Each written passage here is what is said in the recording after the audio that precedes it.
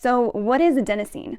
Adenosine is a naturally occurring molecule in our brains, and as we break down energy throughout our day, we're up, we're moving, we're doing things, we're having our meetings, we're going to the gym, whatever it is that your day looks like, as we break down that energy, as we break down that ATP, the byproduct of that process is adenosine. So as we go out and about through our day, we create and build up more and more adenosine as we burn energy. And this creates what we call sleep pressure or sleep drive. So if you're someone who wakes up around 6 a.m. and you go to bed around 10 p.m., 11 p.m., you have a lot of hours in your day where you're really active and you're doing things and you're awake and you're burning energy. Even if you're not moving a lot, you're still doing things, right? And inherently, that creates more sleep drive, which helps us fall asleep faster and stay asleep longer.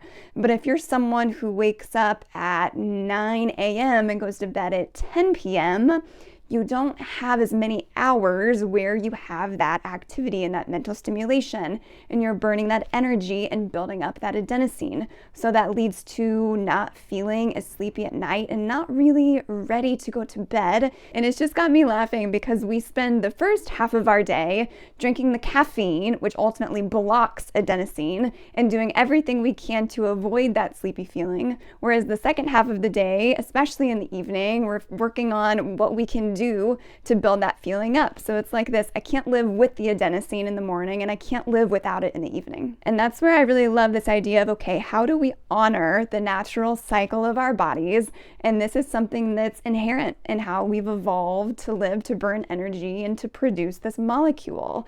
And a big thing that a lot of us rely on to counteract that process is caffeine. So caffeine does a couple of things for us. It makes us feel more awake and it keeps us from feeling sleepy. The keeping us from feeling sleepy is actively involving that adenosine. So caffeine blocks adenosine receptors, which means that our bodies just can't receive that adenosine signaling. Now, the adenosine is still building up through our day, even when we have caffeine in our system.